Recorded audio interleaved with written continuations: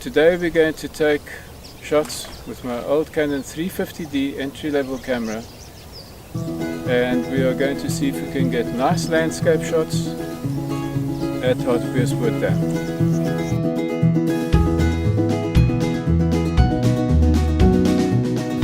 We are at Hartbeespoort Dam trying to find an ideal shot for this morning. I was hoping that when I arrive here there'd be a lot of mist. I love shooting mist. Practically nothing, as you can see. So, what are we going to do? Looking for a shot, something that's beautiful, something that might just be interesting rather than beautiful. Have a look. What do we have? Nothing very exciting with this unflattering light. It's quite late in the morning. So what does one do if it's late in the morning and you want to get a nice shot? Ideally, I should have been here an hour and a half ago. So let's make a plan. Come. I've decided I'm going to make a shot right here today.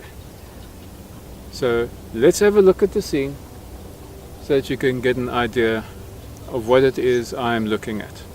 Janine, won't you please slowly pan across the dam so everyone can get an idea of what we are looking at.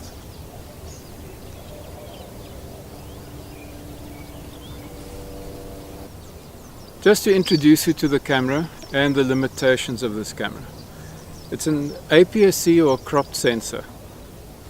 So we do not have the same focal lengths as we would have with a full frame camera. What we have on here is the 35 to 70 millimeter f3.5 to f4.5, I think it is. Correct.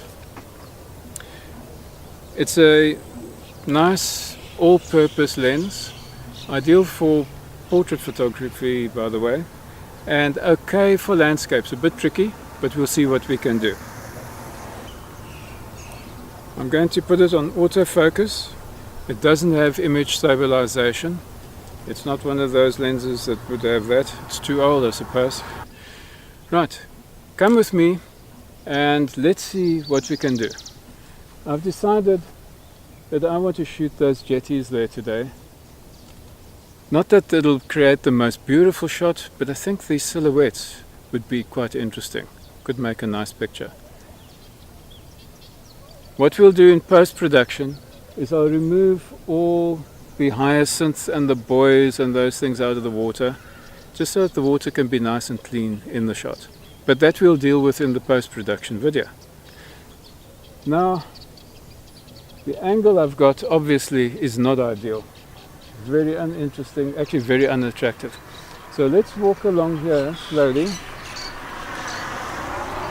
Don't mind the traffic, we're right next to a busy road. And let's see what we can find. It's starting to look a bit better. Yeah, I like the way that jetty juts out there. If I can move further to my left, I think I could find an angle where I simply shoot that last jetty and I exclude this one in the foreground. So let's keep going to our left here, see what we find. Getting better by the moment.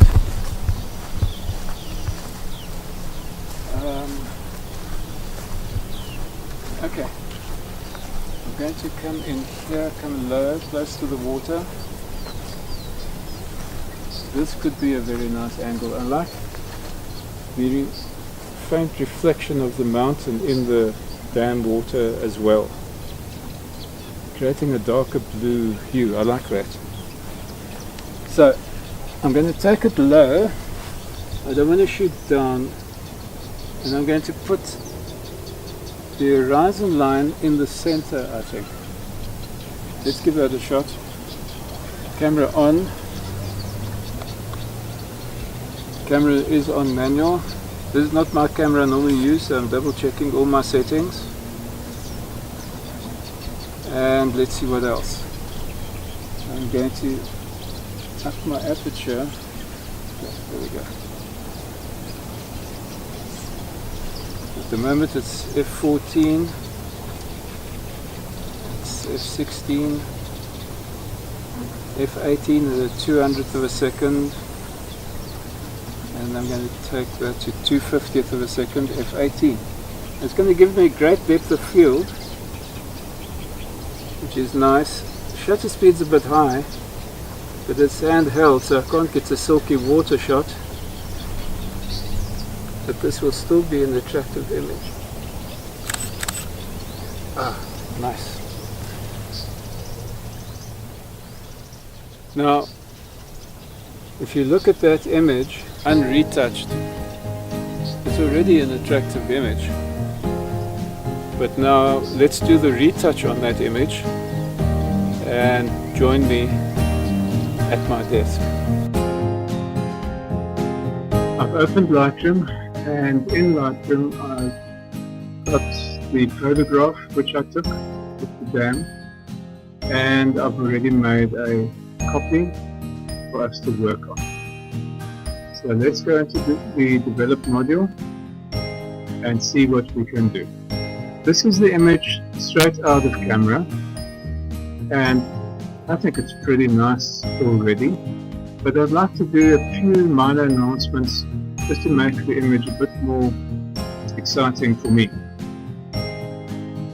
Firstly, I'm going to straighten the image. It is slightly skewed, so let's sort of level the horizon line nicely. There we are. And I'm also going to change the aspect ratio to a panoramic one. There we are. And now lastly, I'm just going to center the horizon line. That's how I would like it to be. There we are. And let's keep that. That's already looking much better to me. Now I'm going to give you a short and quick workflow that I can use to edit this image. What I would like to do is open up the shadows a bit. You can see they're a bit too black for me anyway. So I'm going to open them a bit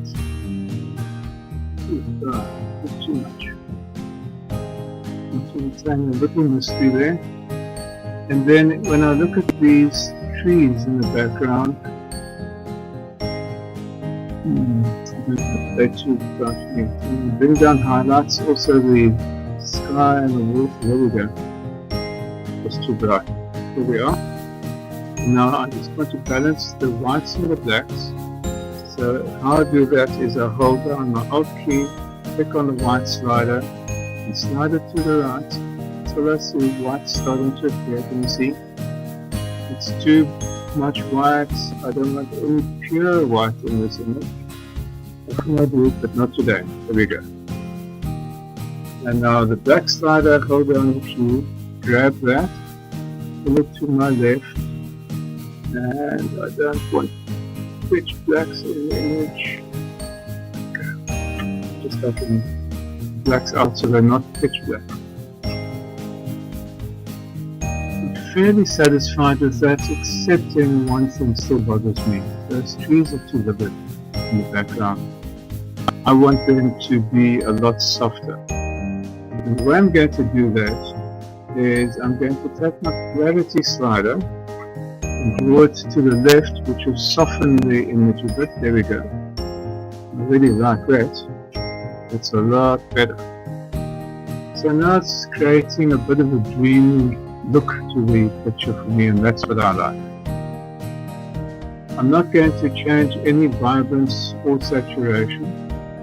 However, I think the color temperature is a little too warm for my liking. I'm going to take it slightly to it, make it slightly cooler. There we go, almost. It's too cold. There we are. I wanted to pull out some blues there because I'm going to add some warmth to the image, and I'd like that contrast between the cooler blues and the warmth. The canopy is a nice contrast to the background. I like it. And I like this dark line which draws my eye towards the canopy, including the trees and the horizon line drawing my eyes in towards the right of the picture. Also, there's this gradual wave motion of the mountains which draws my eye to the right of the image. And that's what I'd like to do. So I'm happy with that. Let's quickly go to the gradient filter tool, and I'm going to bring down the temperature.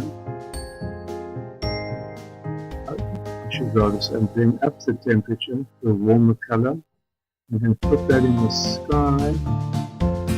Great. And you can see how the sky is warmed up, and I'm going to do the same thing in the water so it can match the sky. Even the water is looking a bit too intense. And I'll bring that down slightly. There we are. That seems to match the sky color a lot more. Now there's a lovely contrast between the sky, the mountain and water, and then the foreground. And that makes the image a lot more interesting for me. It's already looking quite good. The only thing that's bothering me, if I zoom in, you can see a lot of noise in the image. So now I'm going to work at removing that quickly.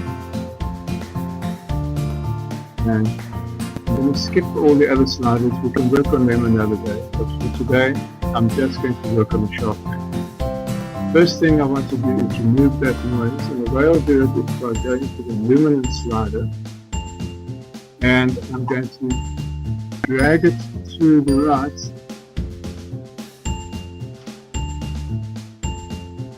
Now let's see what happens here.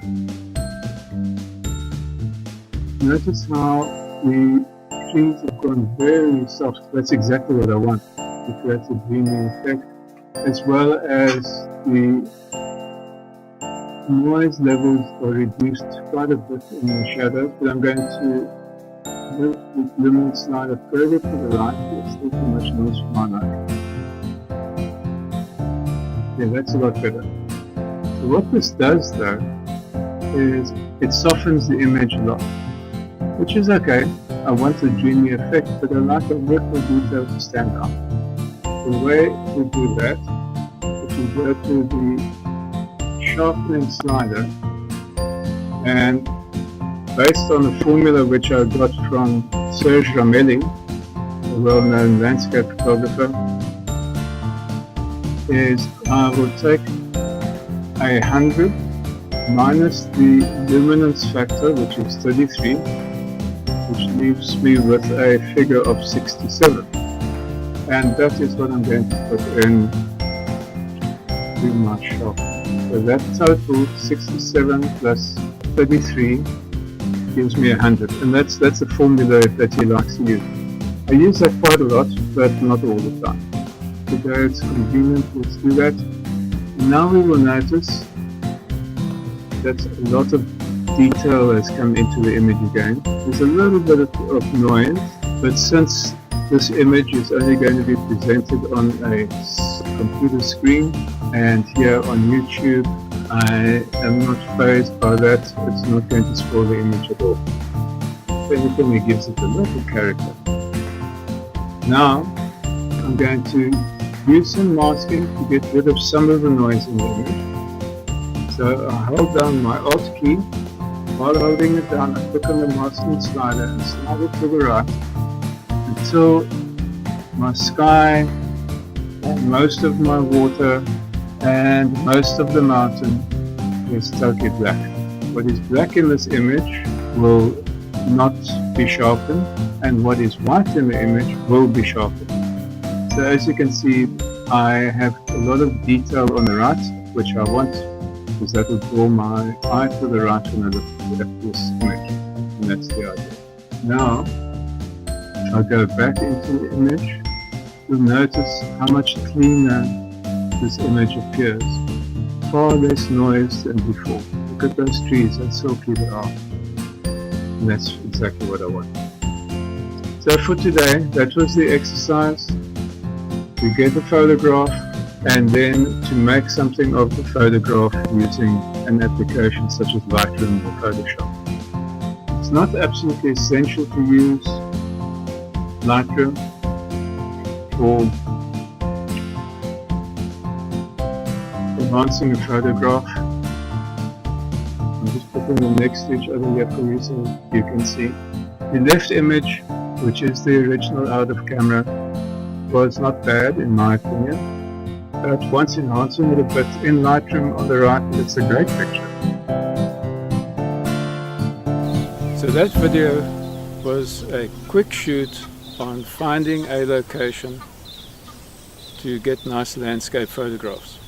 And importantly, when you do not have ideal situation when it comes to your lighting, to still make the best of it and still find something to shoot. There is always something to shoot. It's down to the photographer, as I said before. If you are unable to make the shift in your mind to see an image, you won't get one. So always take the time, look at your scene, don't just take the first shot that comes to mind or to your eye. Investigate the scene, move around, walk around a bit, look at different angles, and you will definitely find an image. So, click any of the images around me and have a look at the other videos I've got. Also, don't forget to like and subscribe. This is John Golden Photography. Until next time.